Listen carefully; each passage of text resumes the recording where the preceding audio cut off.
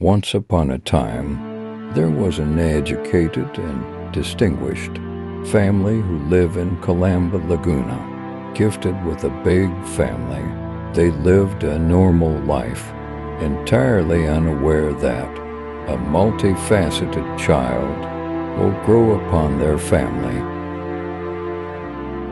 A boy who's talented, intelligent, and possesses a great love for his country. His name is Jose Protasio Rizal Mercado y Alonso Riolanda, also known as Pepe. Pepe is not only talented, but also an active child who loves to learn and explore things on his own, even if it can cause harm to himself. One day, Rizal went to Leonor Rivera's house. This is the first time they will be seeing each other again after 5 years of Rizal studying abroad. "You look as beautiful as I remembered you were, my love," Rizal said as he sat across his novia. Leonor smiled lovingly. "Thank you, my love. I am glad you visited me here. It has been years that I wasn't able to see you. I missed you every day," she replied. Tears were about to roll down her beautiful face. Rizal panicked, seeing the sad eyes of Leonor. "Please don't cry, my love. Forgive me, I had to do what I did 5 years ago." Every day was a battle of survival for Rizal's fellow Filipino in the hands of the Spanish colonizers who were ruling the Philippines at this time. Luckily, Rizal was born in a wealthy and known family. However, despite this fact, it had not calmed the storm that was forming inside of Rizal's heart upon seeing the everyday abuse of the colonizers to the Filipinos. One fine afternoon, as Rizal was silently writing at his house, he suddenly heard a knock. He looked at the door. "Pepe, are you there?" Rizal recognized that voice. It was Elias, his good friend. He got up from his seat, and as soon as he opened the door, he saw a tormented-looking Elias. "What is wrong, my friend?" Rizal asked, a bit worried. "Can I come inside, Pepe?" "Absolutely." Rizal closed the door as soon as Elias came in. "Pepe, I need your help." "What can I help you with?" "Elias, my mother, she was caught by the civil guard." "What? Huh?" Rizal asked in shock. "Father Alvaro ordered her to be arrested because she allegedly did not show respect when he passed by. He called my mother a demon and an Pepe." The hate inside Rizal suddenly awakened. His family had been forcing him to turn a blind eye every time he witnesses violence from the vicious Spaniards. It was for his own safety and for his sick mother, they say. "I don't know what to do, Pepe. Once they find out that my father was also the one who attempted to kill Padre Alvaro, they might kill my mother." Elias was holding back his tears, looking so miserable. "Let's hope that they will never know that." "Did they put her in jail?" Rizal asked calmly. However, you can see on his face the anger. "Yes, I heard it from the people who saw the incident." "Wait for me here." Elias Rizal suddenly went upstairs. He went to get a small bar of gold under his bed. Rizal handed the gold to his friend. "Take this to the jail and give it to the Punong Guardia Civil." Tears finally escaped from Elias' eyes. "Thank you very much, my dear friend. I will forever be grateful to you." After that, Elias ran as fast as he could to get to the jail to save his mother. Rizal wanted to come with his friend. However, they had a big misunderstanding. with the Guardia Civil because he tried to defend a woman accused of prostitution. It might create a bigger mess if he shows up in there. Rizal heard a knock on his door once again, thinking it might be Elias. With his mother, he quickly got up and opened the door. It was Elias' younger brother, Fidel. Genu Jose. Kuya, Elias is being beaten up by the Guardia Civils, Fidel said. Rizal was shocked to hear that. He quickly went to get his hat and cane. His sister Saturnina suddenly showed up. Where are you going, Pepe? Saturnina asked. Rizal did not say a word. Instead, he went straight to the door. Rizal knew they were going to stop him, but he won't let that happen right now. Show me where he is, he said to Fidel. Pepe, Saturnina shouted. Let's hurry, Genu, before it's too late. Fidel sounding scared and worried. Can you tell me what happened, Fidel? Rizal asked while still walking. Kuya went to get mother out of jail. He keeps telling the guards that he needs to see the Guardia, but one of the guards recognized my brother as the son of our father. They told Father Alvaro, and when he arrived, he was furious, and that's when he told the guards to beat Kuya till death. Fidel was crying while telling Rizal what happened. As they arrived to the scene, 2 gunshots echoed the place. The 2 of them were extremely shocked. Kuya, Fidel cried. Elias was covered with his own blood, dead. After that incident, the civil guards who shot Elias said it was self-defense.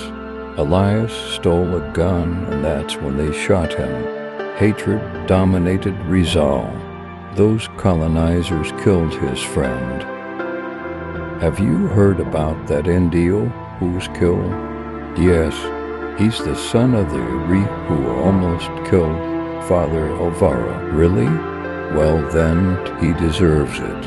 A family of Iri shouldn't be here in our community. Yes, they might spread demonic acts in our town. Rizal could hardly believe what he heard. Inside the 4 walls of the church, where God can hear them the most, Filipinos are gossiping about their fellow Filipino. They go to church every day to look holy and God-loving, yet they do this kinds of things, hypocrites, he thought. Good morning to all of you, Father Alvaro said. He was up there on the altar. It's good that you decided to attend the Mass today. You probably already know what happened to the son of Veteri who almost killed me. I hope it serves as a lesson to all of you to not disobey me, as God sent me here to wash away all the sins and demonic acts that the Indios are committing here. You should be thankful to me, because even though you are Indios, you still had a chance to go to heaven with God because of me, Father Alvaro said arrogantly. With a smug smile on his face, Rizal balled his hand into a fist because of anger, glaring at the shameless priest. That was one of the reasons why Rizal flew to Europe. He saw how much of a marionette Filipinos were. Spaniards has wrapped their hands tightly around the necks of the Filipinos who continued to believe them, blinded by their fate. That's why in 1887 Rizal published his first novel, Noli Me Tangere, a passionate exposure of the evils of Spanish rule in the Philippines. Copies of the books were redirected to churches. Many were destroyed. Many anti-Noli writers came into the picture. Catholic leaders in the Philippines at the time regarded the book as heretical, while Spanish colonial authorities declared it as subversive and against the government. And in 1891, a sequel book, El Filibusterismo, was published by Rizal. He dedicated it to the three martyred priests Mariano Gomez, Jose Burgos, and Jacinto Zamora, expressing conviction that their treatment and deaths at the hands of the Spanish authorities was unjust. Rizal came back to the Philippines after he went abroad once again. He found out from his sister Saturnina through a letter that Leonor was forced to marry a wealthy Spanish Filipino. It saddened Rizal. However, he thought that he may not even be able to live longer because of the threats in his life for publishing those two controversial novels. Rizal was currently in Dapitan. With the lottery money he won in Manila and his earnings as a farmer and merchant, he bought a piece of land near the shore of Talisay near Dapitan. On this land he built 3 houses, all made of bamboo, wood, and nipa. The first house, which was square in shape, was his home. The second house was the living quarters of his pupils, and the third house was the barn where he kept his chickens. The second house had 8 sides, while the third had 6 sides. Rizal enjoyed his peaceful life here with his mother, sister Trinidad, and his nephew. Early in the morning, as they were having their breakfast, someone suddenly knocked on the door. "I'll get it, Pepe," Trinidad said, smiling. As soon as she opened the door, her smile disappeared. "What do you need? Where is your brother, Jose Rizal?" one of the civil guards asked. Trinidad was scared for his brother. "Why, what do you need? From him? Who is it, Trinidad?" Rizal suddenly showed up from the door. There he saw 4 guards. "What can I do for you?" Rizal tried to smile, but the guards shoved his sister to the side and pulled Rizal by his arm. "You are under arrest for the crime of rebellion. Come with us." "Pepe," his mother cried. "Please, no. My brother didn't do anything. Let go of him, I beg you," Trinidad cried. Rizal's nephew was also crying. "I will follow calmly. Just do not hurt my family," Rizal said before the guard pulled him outside. They traveled until they arrived at Manila, to Fort Santiago, where Rizal would be locked up. Rizal was placed in a cell. There was a bed, a table, and a small lamp to serve as a light in this dark room. Rizal wrote a poem which he entitled Mi Ultimo Adios. It tells us how beautiful the Philippines is and how Rizal wants us to learn from our past and to see the truth about how the world view us.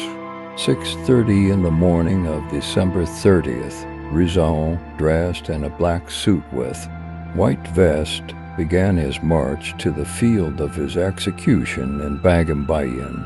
From his prison cell in Fort Santiago, Spanish soldiers were lined up behind him, preparing for the firing.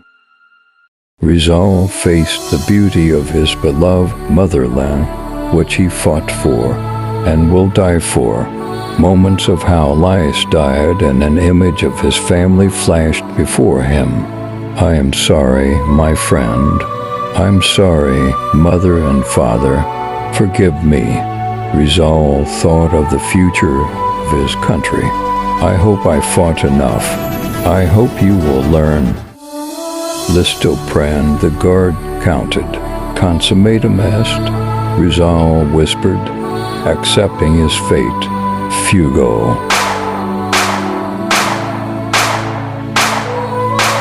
the soldiers fired. The impact of 8 bullets found their mark. Rizal fell down face upwards.